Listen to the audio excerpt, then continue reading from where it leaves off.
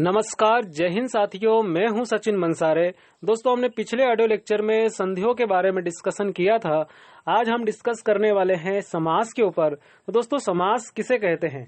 तो समास का शाब्दिक अर्थ होता है, जैसे हम बात करें, संक्षेपीकरण होता है। समास का मतलब घटाना होता है, संक्षिप्त करना, कम करना, इसका मतलब होता है। इसके बाद दोस्तों बात करें कि हम संस्कृत में से क्या कहते हैं, तो संस्कृत में दोस्तों इसकी परिभाषा बनती है समसनम समासः।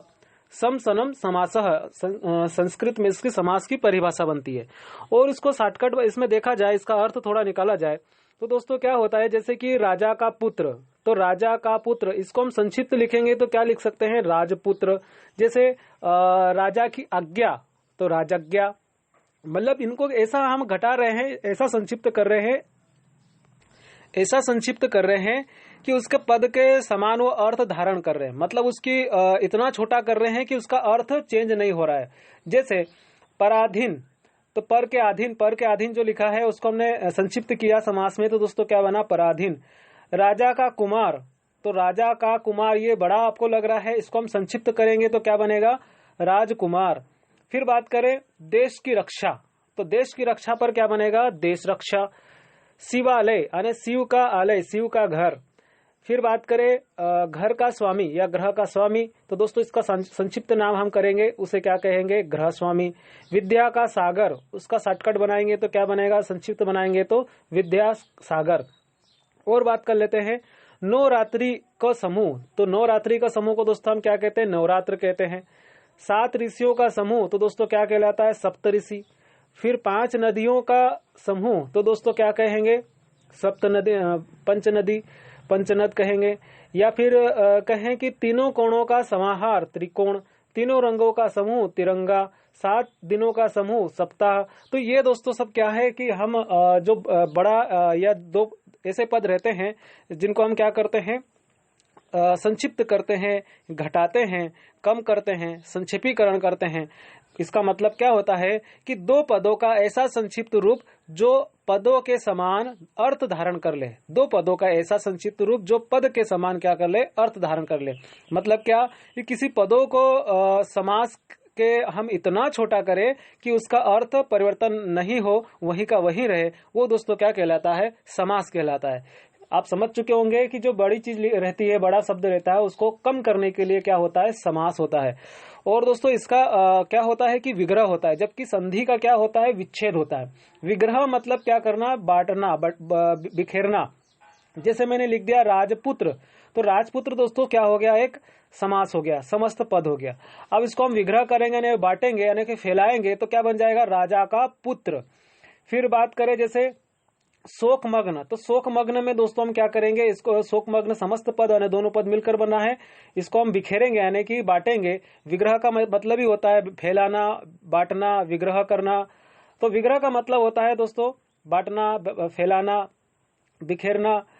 तो शोकमग्नों को हम कभी बिखेरेंगे, बांटेंगे, तो ये बनेगा शोक में मग्न। जैसे फिर एग्जाम्पल और लेते हैं पुरुषोत्तम, तो पुरुषों में भी क्या, उत्तम, इसका विग्रह करेंगे। आप बीती, तो आप पर बीती। तो ये दोस्तों हम आगे चलकर डिस्कशन करने वाले हैं। समास के भेद देखते हैं कि समास के भेद कितने होते हैं।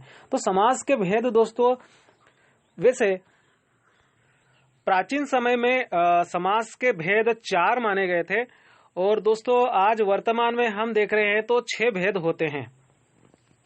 तो पहले प्राचीन जो समास के भेद थे उनके बारे में डिस्कशन करते हैं कि जैसे कौन कौन से हो गए, द्वंद्व समास, तत्पुरुष समास, बहुब्रीहि समास, अव्ययी भाव समास।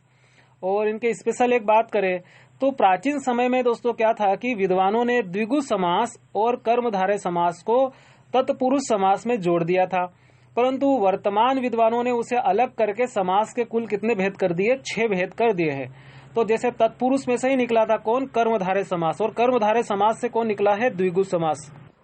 दोस्तों यहाँ पर समझने वाली बात यह है कि किसी भी समास को पढ़ने से पहले दोस्तों हम ये देखें कि इसमें 2 पद होते हैं, पहला भाग और दूसरा भाग। फिर जो समास रहता है उसका समस्त पद रहता है। तो दोस्तों पहले भाग को हम क्या कहते हैं, पूर्व पद कहते हैं, यानी जो पहले का भाग है उसको हम क्या कहते हैं, पूर्व पद। और जो दूसरे नंबर का भाग होता है उसे हम क्या कहते हैं, उत्तर पद, यानी कि बाद का पद। ये समझ चुके होंगे कि 1 नंबर और 2 नंबर बराबर से समस्त पद। तो 1 नंबर आने के पहले पद को हम क्या कहते हैं? पूर्व पद कहते हैं। दूसरे पद को क्या कहते हैं? उत्तर पद कहते हैं। ये बीच आपके दिमाग में आया होगा, समझ में आया होगा। फिर दोस्तों पदों के प्रधानता के आधार पर हम इसका क्या करते हैं? क्लासिफिकेशन करते हैं, वर्गीकरण करते हैं। जैसे यहाँ पर एक वर्ड आता है प्रधान खंड, तो प्रधान खंड, और एक वर्ड आता है गौण खंड।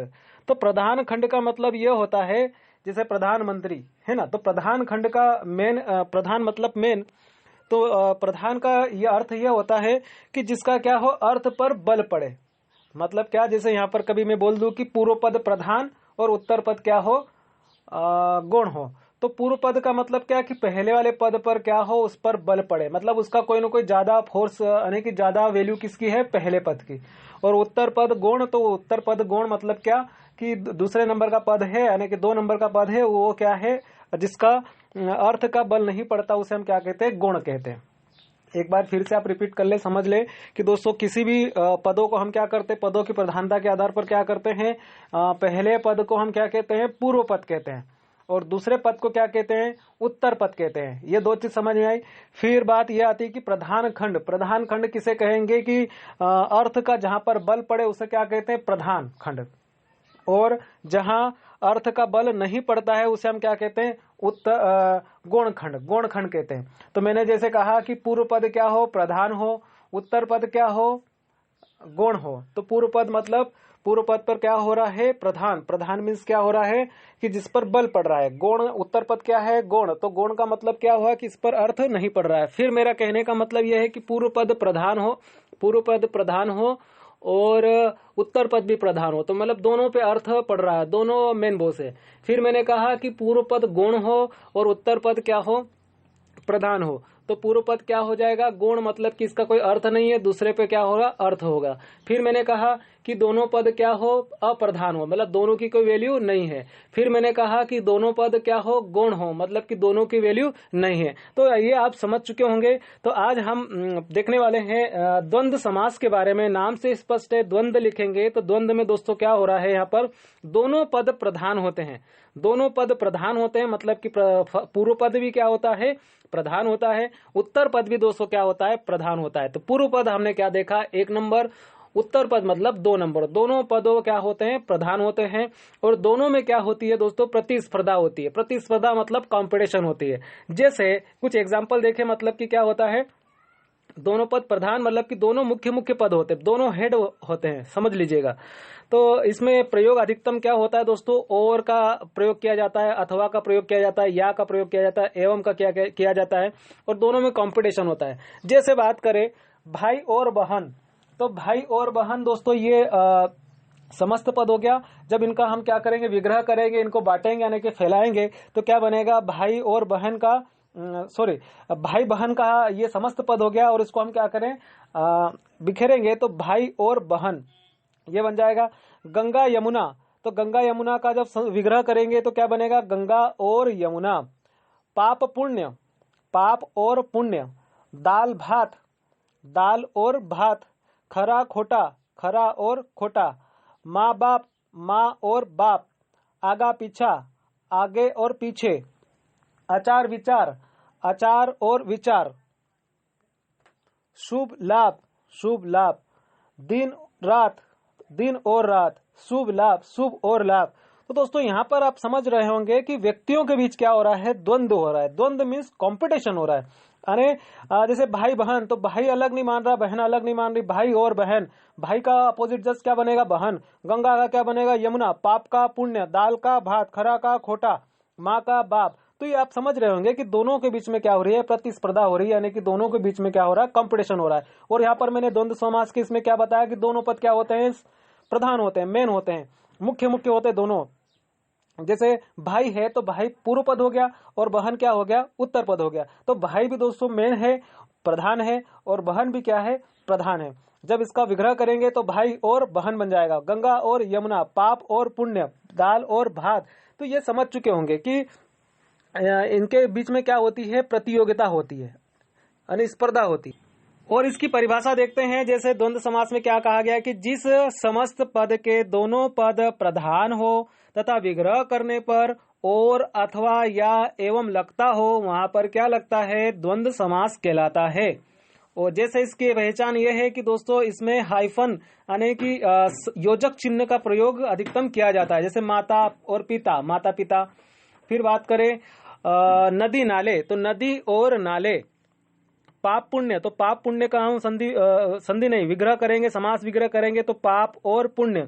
सुख दुख, सुख और दुख। गुण दोष, तो गुण और दोष। देश विदेश, देश और विदेश।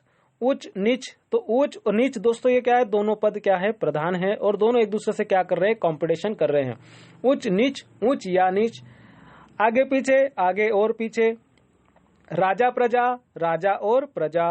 नर नारी, तो नर भी एक मुख्य पद है और पूर्व पद हो गया। नारी भी क्या है, उत्तर पद है, लेकिन ये दोनों क्या है, प्रधान है। नर और नारी, नर नारी का क्या बनेगा, नर और नारी।